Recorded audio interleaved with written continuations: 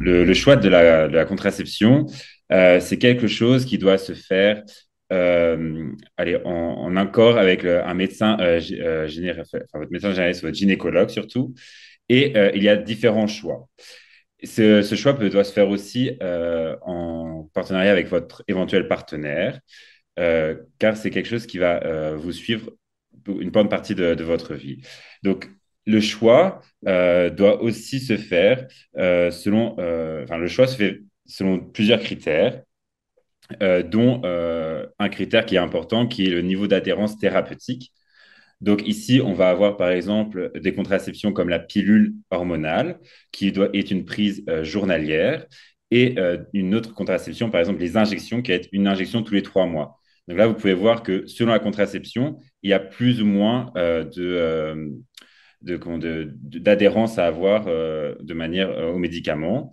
Donc ici, comme contraception, on va voir déjà dans un premier temps le préservatif, masculin ou féminin, qui est toujours disponible, la pilule hormonale, le stérilet, hormonal ou non, l'anneau vaginal, le patch, les injections, les implants et enfin d'autres méthodes, dont la contraception, on va dire, naturelle. Ici, dans la contraception hormonale, comme nous a dit Anne, il existe de nombreuses options différentes. Donc ici, on va avoir comme première option une association d'œstrogène et de progestérone qu'on va retrouver dans la pilule, dans l'anneau vaginal, dans le patch. Et il va y avoir aussi des contraceptions qui contiennent que la progestérone. Donc c'est contraception progestative. Donc là, ça va être dans la pilule, dans les injections trimestrielles et dans l'implant. Et ensuite, on va parler aussi des DIU, donc des dispositifs intra-utérins. Donc, comme nous a dit Anne, c'est l'autre nom pour les stérilés. Et eux vont contenir du cuivre ou alors d'une hormone progestative. Donc, on va commencer par le première contraception, donc le préservatif, masculin ou féminin. Ici, ces deux types de préservatifs vont avoir la même, allez, le même point faible et le même point fort, on va dire. Donc, le point faible, c'est la fiabilité. Malheureusement, il est restreint lorsqu'on va avoir des déchirures du préservatif. Ça, c'est quelque chose qui arrive assez fréquemment. On compte plus ou moins un couple sur trois qui est victime de rupture de préservatif. Généralement, il est lié soit à une taille de préservatif qui n'est pas correcte ou alors à une mauvaise utilisation. Ici, on va voir, il existe deux préservatifs différents, donc des préservatifs en polyuréthane qui sont beaucoup plus fragiles, donc il va avoir entre 4 et 8 de chances de déchirure, de, ou des préservatifs en latex, eux qui vont avoir 1 à 3 de risque de déchirure. Ce choix se fait généralement car certaines personnes sont allergiques au latex. Ici, un grand point fort du préservatif, c'est que c'est le seul moyen de contraception qui protège aussi des IST, donc des infections sexuellement transmissibles. Donc ici, c'est par exemple le VIH, le virus de l'herpès, des hépatites aussi B. On peut aussi citer la syphilis, la gonorrhée par exemple, ou le chlamydia. Et donc, en portant le préservatif, on se protège de ces infections. Ensuite, on va parler de la pilule. Donc, comme nous a dit Anne, il y a plusieurs générations de pilules contraceptives. Donc, la première génération, donc c'était une génération où il y avait des fortes doses d'œstrogène. On était à plus ou moins 50 microgrammes d'éthylène et nous avions comme progestatif le lévonorgestrel. Donc, cette pilule, comme nous l'a dit Anne, a été abandonnée car ces grandes doses d'hormones amenaient aussi des effets secondaires. La deuxième génération va avoir des plus faibles doses d'œstrogène, donc on va être sur du 20 ou du 30 microgrammes d'éthénylestradiol. Et comme progestatif, on va avoir le lévonorgestrel ou le norgestrel. Ensuite, la troisième génération, on va avoir des faibles doses d'œstrogène, donc assez semblables à la deuxième génération, donc avec 15 ou 30 microgrammes d'éthénylestradiol, et du désogestrel et du gestodène comme progestatif. La quatrième génération, elle, contient du dienogeste, de la drospiridone ou du nomégestrel comme progestatif. Et donc, c'est des pilules qui ne se classent ni dans les 1, 2 ou troisième génération. Et ici, on va avoir soit des pilules qu'on va appelée monophasique, donc en une phase, on va avoir la même quantité d'hormones tout au long du cycle, ou alors des pilules en plusieurs phases, deux ou trois phases, et donc la quantité d'hormones va varier chaque semaine. Ici, les pilules, généralement, sont organisées comme suit. Donc, on va y avoir 21 jours de pilules, plus 7 jours d'arrêt, ce qui va provoquer les menstruations. Ensuite, si il y a la possibilité de sauter la semaine d'arrêt pour avoir ce qu'on appelle une prise continue, et cela va permettre d'éviter les menstruations. Si jamais vous avez comme effet secondaire le spotting, donc c'est-à-dire des petites pertes de sang, il va être conseillé tous les 3 mois de faire une semaine de pause de 7 jours maximum, ce qui va permettre de réguler les cycles et d'éviter cet effet secondaire. Pour certaines pilules qui sont encore disponibles dans le commerce, on va avoir des pilules, enfin des boîtes qui contiennent 28 comprimés, donc 28 pilules. Donc ça va être 24 pilules avec le principe actif, avec 4 placebos, ou alors 21 pilules avec le principe actif et 7 placebos.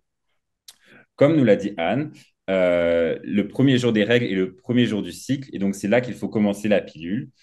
Donc il se prend le premier jour des règles. Pour les pilules mini-dosées, donc avec la faible dose d'hormones, il est important de prendre la pilule tous les jours exactement au même moment. Là, on va vraiment insister pour ces pilules, c'est vraiment important d'être rigoureux et de vraiment prendre la pilule à heure fixe.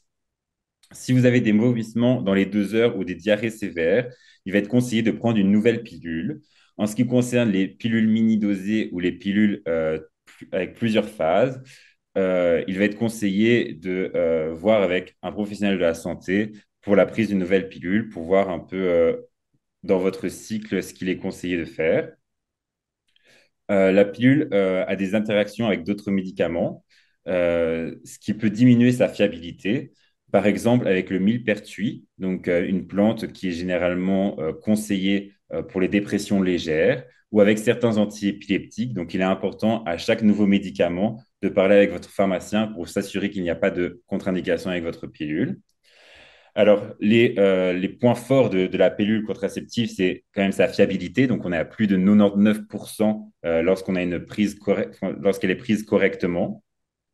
La pilule va aussi permettre d'avoir un cycle plus régulier, avec des règles généralement moins abondantes et moins douloureuses. Certaines pilules vont être aussi conseillées pour les jeunes adolescentes pour diminuer l'acné, réguler les hormones. On sait aussi que certaines pilules permettent d'abaisser le risque de cancer de l'ovaire, de l'endomètre et du cancer colorectal. Par contre, la pilule reste un médicament, donc il va y avoir des effets secondaires tels que les maux de tête, les nausées, les seins tendus, des saignements intermenstruels, des risques de saute d'humeur et malheureusement une prise de poids. Comme nous l'a dit Anne, la troisième et la quatrième génération ont été mis en avant pour avoir augmenté le risque de thrombose veineuse profonde, qu'on peut appeler aussi TVP. C'est pour cela que ces pilules ne vont pas être conseillées pour les personnes de plus de 40 ans et pour les personnes fumeurs. Donc, ce sont deux déjà situations à risque de thrombose veineuse profonde. Ensuite, comme contraceptif, on va parler du stérilet ou DIU, dispositif intra-utérin. Donc, on va y avoir certains stérilets à base d'hormones, donc des progestatifs, qui vont avoir, comme nous l'a dit Anne, une action locale au niveau de l'endomètre, ou des stérilés en cuivre qui vont provoquer une inflammation asymptomatique, c'est-à-dire une réaction qui ne va pas faire mal, qu'on ne va pas sentir, mais le corps va quand même réagir. Et en fait, à ce corps étranger dans l'endomètre, l'inflammation va permettre en fait va permettre d'éviter que l'ovulation reste dans l'endomètre et donc éviter la grossesse. Ces deux dispositifs sont très fiables. On est environ à 0,2% de grossesse avec le stérilet à l'hormone et 0,8% avec le stérilet au cuivre. La durée moyenne d'action de ces contraceptifs sont de 5 ans. Pour certains, c'est 3, d'autres 8, mais c'est plus particulier. Et il n'y va pas y avoir d'interaction avec d'autres médicaments. Ici, on est sur une action locale. Ensuite, on va avoir comme contraceptif l'anneau vaginal. Donc ici, ça va contenir les mêmes hormones que les pilules, donc œstrogène et progestérone. Alors, l'anneau vaginal, il fait généralement 5 cm de diamètre et 4 mm d'épaisseur. L'anneau va s'insérer dans le vagin comme un tampon et il va être laissé en place pendant 3 semaines avec une semaine d'interruption, donc une semaine sans anneau. Il est également possible, comme pour la pilule, d'utiliser un nouvel anneau immédiatement pour éviter les menstruations. Ici, la fiabilité de ce contraceptif est de 9% de grossesse. Donc, il est moins fiable que la pilule, mais il va aussi avoir ses effets secondaires. Hein. Il va aussi avoir ses interactions hormonales, comme la pilule, donc par exemple avec le millepertuis, qui va diminuer sa fiabilité encore. Et il ne va pas convenir aux femmes de plus de 35 ans et aux fumeuses ou à toute femme de plus de 40 ans. Ensuite, on va avoir le patch. Donc, le patch, pareil, contient les mêmes hormones que la pilule, l'œstrogène et la progestérone. Le patch il va être appliqué une fois c'est un patch par semaine durant 3 semaines d'affilée. Donc ici, on peut le positionner sur le bas-ventre, sur les fesses, le dos, les omoplates, le haut du bras ou sur le haut du corps. Mais attention, on va éviter sur les seins car la peau est plus fine et il peut y avoir des risques d'irritation. Et ici aussi, on va avoir une semaine sans patch, une semaine de repos. Et il est également possible, comme pour la pilule et pour l'anneau, d'utiliser immédiatement un nouveau patch. Mais ici, on va avoir un maximum de 6 patchs d'affilée. Comme pour l'anneau, ici, on va avoir une fiabilité de 9% de grossesse. Et malheureusement, ici, ce contraceptif sera moins fiable chez les femmes de plus de 90 kilos. Donc ça, c'est vraiment une discussion à avoir avec votre médecin, avec votre gynécologue, si vous êtes dans ce cas. Et pareil que pour la pilule et pour l'anneau, lorsqu'il est utilisé de manière concomitante avec d'autres médicaments, il peut avoir une diminution de la fiabilité. Ensuite, on va parler des injections contraceptives. Donc ici, ce sont des injections qu'on peut faire en sous-cutané ou en intramusculaire. Généralement, c'est une injection tous les 3 mois. La première injection doit se faire dans les 5 premiers jours de la menstruation et on est immédiatement protégé. Ici, on va avoir une fiabilité de 6% de grossesse et ça convient aux femmes de 18 à 45 ans. Pourquoi? Parce que les hormones ici peuvent diminuer la résorption osseuse et donc affecter le risque d'ostéoporose. Donc ça, on va bien se faire attention et en parler à son médecin. Ensuite, on a l'implant. Donc ici, l'implant, c'est des hormones similaires à la progestérone. Donc ici, l'écouvillon, donc le petit implant, a la taille de plus ou moins une allumette et qui est passé sous la peau dans la partie supérieure du bras. Donc sa mise en place se fait via le médecin spécialisé et généralement est fait sous anesthésie locale. L'implant doit être mis en place dans les 5 premiers jours de la menstruation et protège contre les grossesses pendant 3 ans. Ici, pour ce contraceptif, on va avoir une très, très, très bonne fiabilité de 0,05% de grossesse. Ensuite, comme je vous l'ai dit, on va parler d'autres méthodes qui sont un peu plus alternatives. C'est ce qu'on va appeler la contraception naturelle. Donc ici, le principe, c'est de déterminer la période d'ovulation pour quand la femme est la plus fertile, entre guillemets, faire, allez, éviter les rapports sexuels à ce moment-là.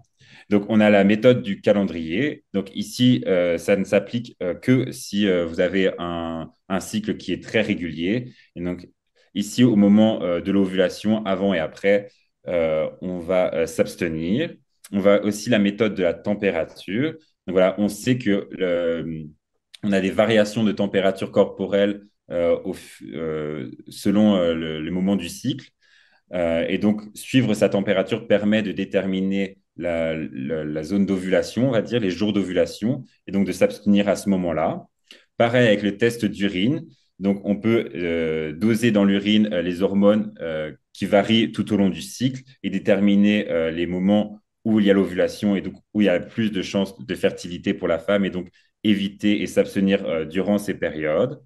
Ensuite, on va avoir aussi le coitus interruptus, donc la fameuse méthode du retrait, qui est très peu fiable, car dans cette méthode, donc l'homme doit se retirer avant l'éjaculation Et il doit faire attention aussi à ne pas éjaculer à l'abord du vagin, car même à l'abord du vagin, il y a un risque de grossesse. Cette méthode est très peu fiable parce que dans le liquide séminal, donc dans le liquide avant l'éjaculation, il peut aussi y avoir des spermatozoïdes. Donc ici, dans ces méthodes, la fiabilité est de plus ou moins 25%, voilà, ce qui est quand même assez énorme. Bien sûr, combiner ces méthodes permet d'augmenter la fiabilité. Vous pouvez vous faire aider, par exemple, par des applications comme Natural Cycle, qui permet de suivre son cycle entre guillemets, en temps réel pour pouvoir voir quelles sont les périodes les plus fertiles. Ensuite, on a des méthodes plus radicales comme la vasectomie ou la stérilisation tubulaire, donc la ligature des trompes pour les femmes. Et donc ici, ce sont des méthodes de contraception définitives, hein. Donc ça, c'est vraiment quelque chose qui n'est pas à prendre à la légère et qu'il faut discuter avec son médecin spécialiste. Ensuite, on va avoir quelques cas particuliers.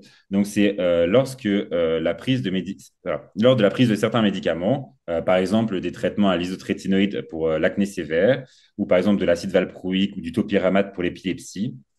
Durant ces traitements, il est vraiment important de ne pas tomber enceinte pendant et jusqu'à un mois après l'arrêt du traitement, car ces médicaments sont appelés tératogènes, c'est-à-dire que ces médicaments peuvent causer des malformations chez le futur bébé. Donc ici, il va y avoir un gros monitoring qui va être fait avec le médecin généraliste et le gynécologue. Et ici, le médecin peut alors imposer la contraception et le monitoring par prise de sang.